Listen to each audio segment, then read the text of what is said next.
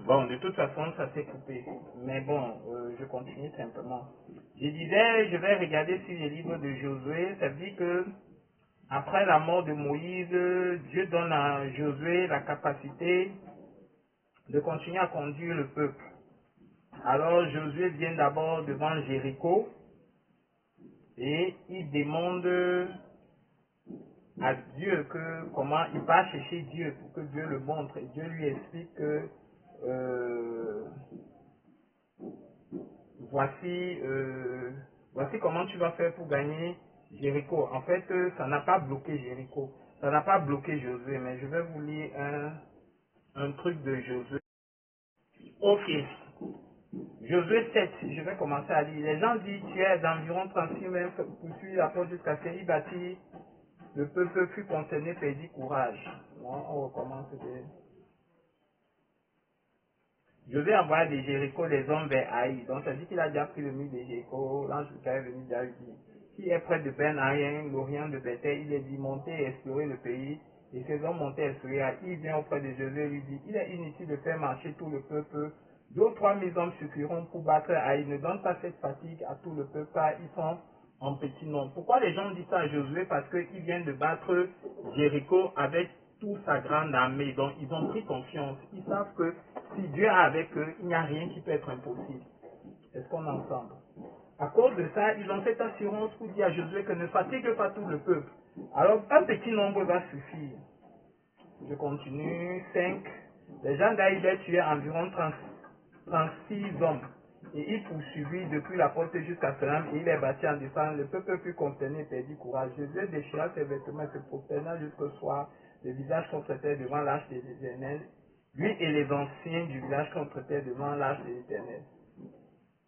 Il se couvrit la tête de poussière. Josué dit, ah Seigneur Éternel, pourquoi as-tu fait passer le Jourdain à ce peuple pour nous livrer entre les mains des Amoriens et nous faire périr? Oh, si nous eussions dû rester de l'autre côté du Jourdain. De quoi Seigneur, que dirais-je après qu'Israël ait tourné le dos devant ses ennemis? Les Cananéens et tous les habitants du pays la prendront et nous l'enveloppons et nous ferons disparaître notre nom de la terre. Et que feras-tu de ton grand nom? L'Éternel dit à Josué, lève-toi. Pourquoi restes-tu ainsi couché sur ton visage? Israël a péché. Ils ont transgressé mon alliance que je leur ai prescrit. Ils ont mis des choses dévouées par interdit et ils ont dérobé et ont dissimulé et ils ont caché parmi les bagages. Nous connaissons la suite de l'histoire qui nous dit que Josué a fait appel à demander à chaque tribu de venir.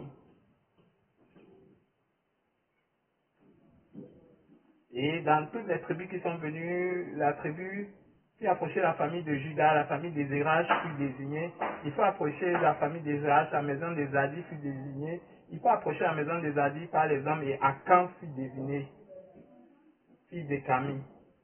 Et il a dit qu'il a pris quelque chose. Maintenant, il faut comprendre, les choses dévouées pour interdit sont quoi? Ce sont les choses que Dieu a dit.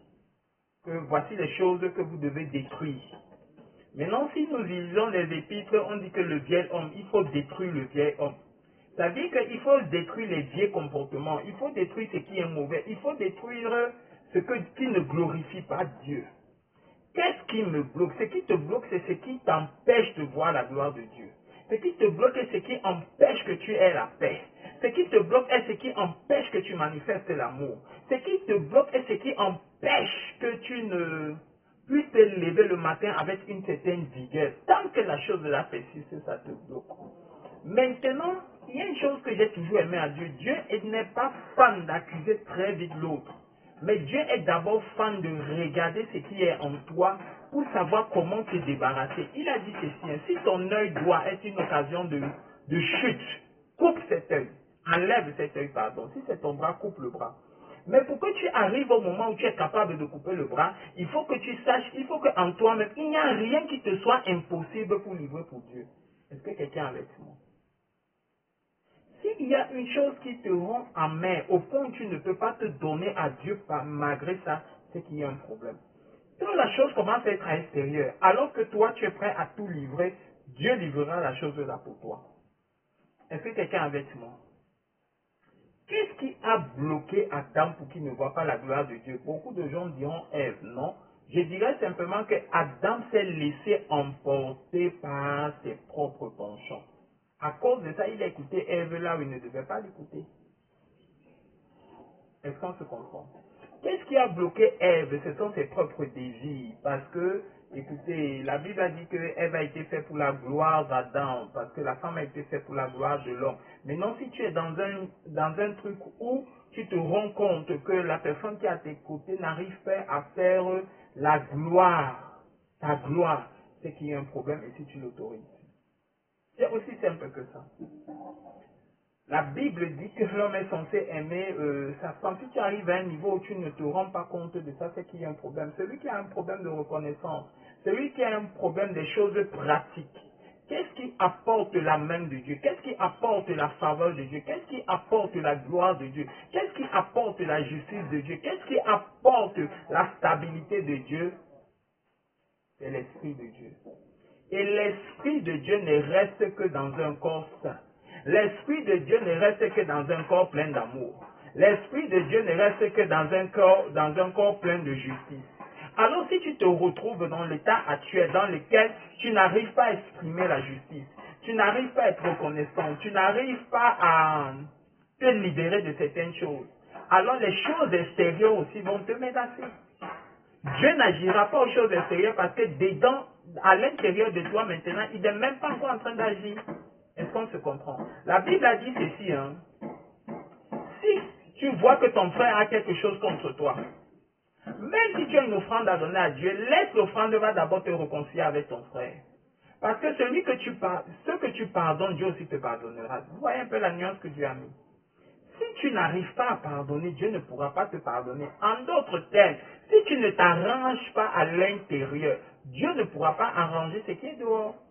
Tu ne peux pas dire que je veux suivre Dieu, tu es tout le temps dans les congossas. Tu ne peux pas dire que je veux suivre Dieu, tu es tout le temps dans les animosités. Tu ne peux pas dire que je veux suivre Dieu, tu ne reflètes pas ce qu'il y a à l'intérieur. Et de ce fait, l'Esprit de Dieu ne peut pas s'accrocher pour se déployer puissamment. Les sorciers existent, c'est une réalité. Les esprits mauvais existent, c'est une réalité. Les diables existent, c'est une réalité. Mais les anges aussi sont réels. Maintenant, pour qu'un des camps soit libre d'interagir dans ta vie, il faut que tu aies le drapeau, l'étendard de ce que le camp là est. Si tu as l'étendard de la méchanceté, tu es dans le camp du diable. Si tu as l'étendard de la colère, de l'injustice, de la rancune, de la haine, de tout ce qui est méchant, tu es dans l'étendard du diable. Si tu es dans l'étendard de la paix, de la réconciliation, de l'harmonie, de l'amour, du pardon, tu es dans l'étendard de Dieu. Est-ce qu'on se comprend? Est-ce qu'on est ensemble? Quand deux armées se battent, c'est selon le drapeau qu'ils élèvent qu'on saura que voici dans quelle armée je me retrouve. Qu'est-ce que toi tu élèves devant toi? Tu es toujours en train de médire, maudire, dire des choses contre les autres. Ah, c'est qu'il y a un problème. Si tu es toujours prêt à pousser les autres en avant, c'est que tu es de l'étendard de la justice. Qu'est-ce qui te bloque? Regarde d'abord en toi-même. Qu'est-ce qui te dérange? Regarde d'abord en toi-même. Qu'est-ce que tu arrives à déployer, à libérer? Écoutez, j'ai l'habitude de dire une chose qui est simple, hein, c'est que si tu as fait un bien, le bien là ne se cache pas. Même si quelqu'un se cache, il dira toujours que cette personne qui m'a fait du bien. Même si la personne ne veut pas avouer, il dira toujours que cette personne qui m'a fait du bien. Et un vrai bien de Dieu produit les fruits. Vous connaissez l'adage du fruit. Un arbre produit selon les fruits qu'il a sémés. Si tu as produit quelque chose de bien, ces fruits-là vont demeurer en la personne, même s'il ne te considère pas. J'aime un verset qui parle simplement. Vous voyez, on est en train de dire qu'est-ce qui te bloque? Qu'est-ce qui te bloque? Attendez, je cherche.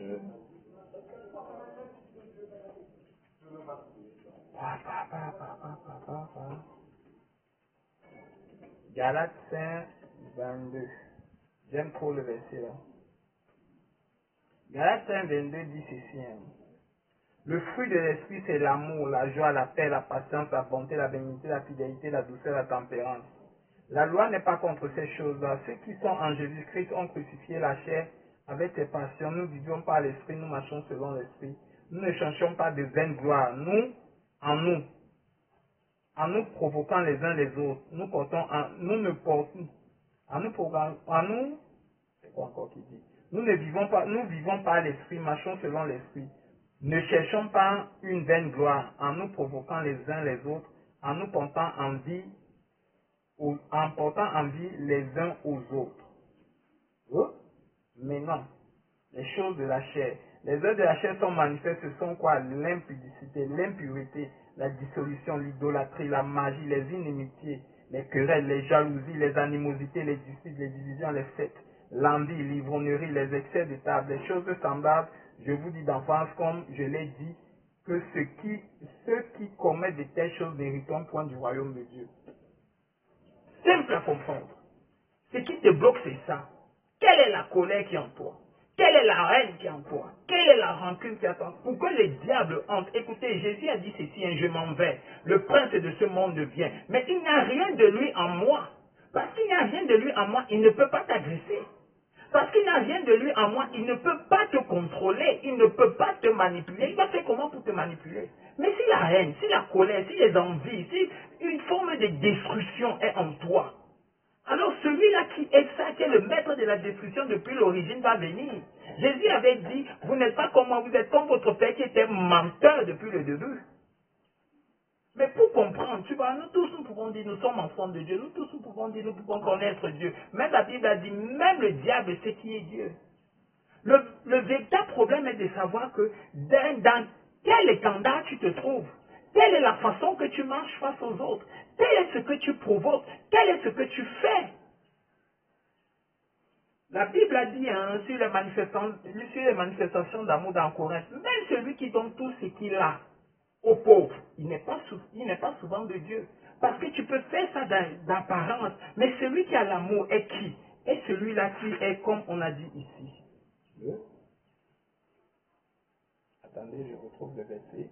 Est celui-là, comme on a dit, comme dans Galates 22, qui est, mais le fruit de l'esprit, c'est l'amour, la joie, la paix, la patience, la bonté, la bénignité, la fidélité, la douceur, la tempérance. Celui qui n'essaye pas de se glorifier aux yeux des autres, il n'a pas la haine des autres, il n'a pas le temps, il est toujours prêt à se sacrifier. Dieu est Dieu, mais vous voyez n'importe qui lui parle n'importe comment. Quelqu'un s'énerve, il dit, je ne sers plus Dieu, je ne parle plus pour Dieu, je ne fabrique plus pour Dieu, et comme Dieu ne m'a pas fait, moi je ne fais pas, mon frère, va au diable, si c'est ce qui te reste. Tu vois, il y a des choses aberrantes que j'ai commencé à voir. J'ai vu quelqu'un qui va dire que je ne donne plus ceci à Dieu, mais c'est la folie simple. C'est quelque chose que je n'arrive pas à comprendre. Donc il y a des gens qui grandissent avec une forme de manque de reconnaissance que je ne comprends pas. Il est incapable de voir que ces choses-ci m'ont fait du bien. Il est incapable de voir que voici où je respire. Écoutez, quand Dieu commence à nous voir, il t'appelle par ton nom et il dit le fils de. C'est toujours pour dire que d'où tu sors, qu'est-ce que tu représentes. Fais tes rêves, montre-moi ta force. Mais ces gens méprisent tout. Il est incapable de dire qu'un jour telle chose m'a fait du bien. Mais Dieu parlait toujours de David, même après des siècles que David est mort. Parce que tu es le fils de. Parce que tu es le fils de. Parce que David était. Mais si Dieu est capable de le faire, et il a dit que nous avons le même regard, pourquoi toi tu n'arrives pas à voir ce que les autres font du bien pour toi? Ça ne dépend pas de ce que les autres font. Ça dépend de ce que toi tu attends de Dieu. Je ne comprends pas les gens qui peuvent dire que je ne donne plus ceci parce que je n'ai pas vu la main de Dieu depuis que tu respires. Les autres aussi respirent, mais va respirer aussi comme les autres et meurent. C'est aussi, tu vois, j'ai atteint un niveau où je n'ai plus le ton de supplier des gens. Je n'ai plus le ton de dire aux gens que, oh non, tu sais, j'ai trop supporté ça et j'ai vu que ça ne changeait rien. Mais il faut que des gens commencent à comprendre que ce n'est pas un homme que tu sers, mais c'est Dieu. Et au travers de ça, tu verras simplement la grâce de Dieu, comment elle va s'opérer. Tu verras simplement la grâce de Dieu, comment elle va s'étendre. Tu verras simplement la grâce de Dieu, comment elle va toucher le reste des personnes. Si tu agis selon ce que toi tu connais, selon ce que toi tu vois, selon ce que les gens te font, tu ne feras rien de spécial. Mais si tu commences à agir selon ce que Dieu lui te demande, là tu deviens quelqu'un d'extraordinaire. Et même si la chose qui veut te bloquer sort de quelles que soient les lois de famille, les malédictions, le maraboutage, je ne sais pas quoi, Dieu se placera outre. Je vais vous expliquer une chose que moi-même j'ai compris dans le temps. Dieu pouvait faire sortir Jésus-Christ d'une famille princière. C'est-à-dire qu'il est né d'un roi, d'un prince, d'un grand prince. Et puis rien, tout lui devient facile. Comme il a fait pour Isaac, tout lui devient facile. Mais Dieu le fait sortir. Oh my goodness. Dieu le fait sortir d'un charpentier, dernier de... Oh my goodness. Est-ce que vous comprenez comme moi? Dieu le fait sortir d'un charpentier.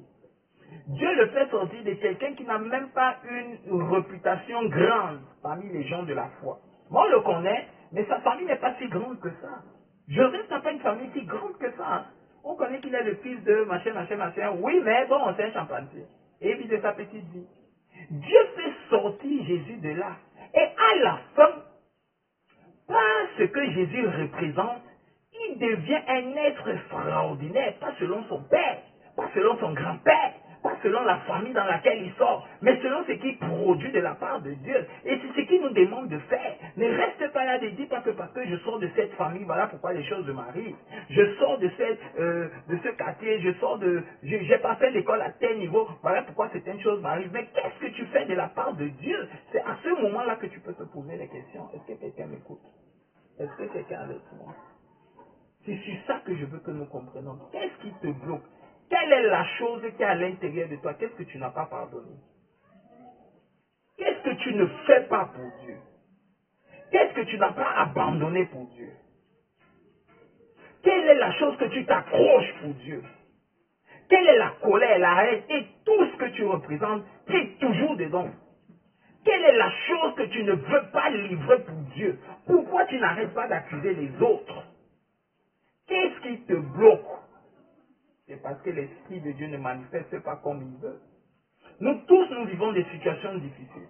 Nous tous, nous vivons des choses d'une manière ou d'une autre.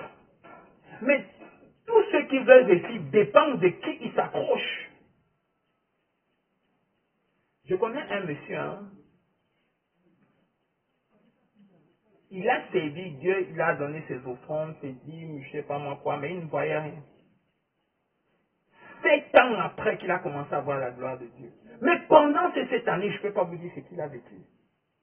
Mais il s'est toujours été fidèle à Dieu parce qu'il disait qu'il n'y a rien que je ne peux pas donner à Dieu. Ce n'était pas des vaines paroles, c'est ce qu'il croyait. Ça ne dépendait pas de ce que les gens le faisaient. Ça ne dépendait pas de ce qu'il voyait. Il ne disait pas que s'il ne me fait pas ça, je ne fais pas ça jamais. Il obéissait d'abord à Dieu. 7 ans après, il essayait de voir. Maintenant, il y a des gens qui commencent à dire j'ai donné, j'ai pas vu, alors j'arrête. Mais mieux tu arrêtes pour une fois. Et puis tu laisses Dieu te maudire. Je ne comprends pas ce système de concurrence avec Dieu. Dieu n'est pas obligé de te bénir. Dieu est obligé de te donner la vie. C'est tout, hein.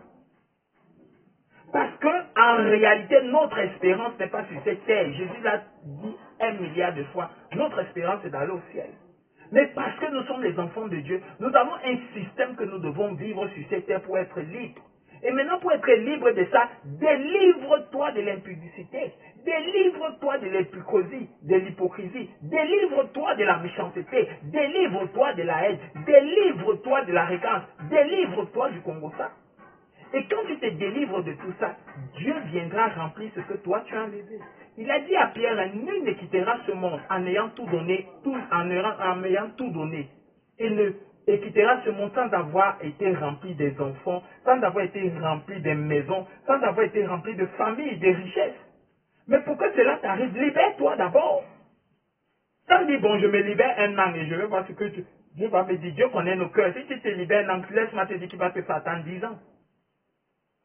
Tu pries, oh, je vais avoir le mari, je vais avoir le mari, je vais avoir le miracle. Dieu connaît ton cœur. Dieu sait ce que tu représentes. Depuis que tu es là, ton manque de reconnaissance, Dieu le connaît. Ton hypocrisie, ta colère, tout ça, Dieu le connaît. Voilà pourquoi il retient cet homme. Pour que tu changes. Qu'est-ce qui te bloque? Tu dois savoir ce qui te bloque. N'accuse pas l'autre. Regarde en toi-même ce qui te bloque. Tu es honnête avec tes dîmes, tu es honnête avec tes offrandes, tu es honnête avec tes actions de grâce. À partir de ces 3 choses-là, tu peux connaître ce que tu es. Tu es honnête avec les gens qui sont autour de toi. Est-ce que tu as la reconnaissance? Est-ce que tu as la valeur de quelqu'un? Est-ce que tu connais ce que les autres représentent pour toi? Est-ce que tu connais la valeur de ce que toi-même tu représentes pour Dieu? Pas par orgueil, mais est-ce que tu as l'écoute de cela? Parce qu'en fonction de ça, tu as une manière différente de marcher. Est-ce que tu bénis Dieu simplement parce que tu as l'eau? Écoutez, je n'ai ni devant ni derrière. Mais tous les jours, Dieu me bénit d'une manière pour que mes enfants et autres puissent s'élever. Pourquoi je ne vais pas servir Dieu? Je n'ai pas le temps de m'asseoir, de m'apitoyer sur certaines choses. J'ai des choses à faire. Et pour ça, je bénis Dieu sur toute rencontre, sur tout ce que je fais. Et toi, qu'est-ce que tu fais? Qu'est-ce qui te bloque? Cette question est importante. Et celui qui ne répond pas valablement à cette question, même dans notre programme, ne peut pas aller loin. Moi, je ne suis pas du genre qu'à tout prix, il faut finir le programme. Non! Ni vos offrandes, ni vos dîmes. Et puis, il y a des gens, même un jour, qui a dit que, ah, parce que si je te donne pas la dîme, tu vas mourir de famille. J'ai dit jamais. Ça, je bénis Dieu même pour cela. L'apôtre Paul le disait, je ne comprenais pas. Je bénis Dieu qu'aucune de vos dîmes ne m'a fait vivre. Parce que sans ça, Dieu me fait toujours être élevé. Mais c'est même quand il n'y a pas que Dieu commence à me monter encore une autre cœur. Mais je bénis Dieu pour ceux qui sont fidèles.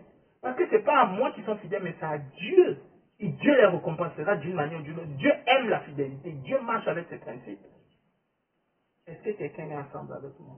Comprends ce qui te bloque. Et tu verras comment les choses vont avancer. Je prie. Seigneur Dieu de grâce, dans ce programme, touche ceux, Seigneur Dieu de grâce, qui n'ont pas encore compris. Afin qu'ils aient la grâce, la faveur de comprendre ce qui les bloque et qu'ils montent dans une autre dimension. Que l'onction, la grâce, la faveur de Dieu soit sur eux. Au nom de Jésus, j'ai prié. Amen.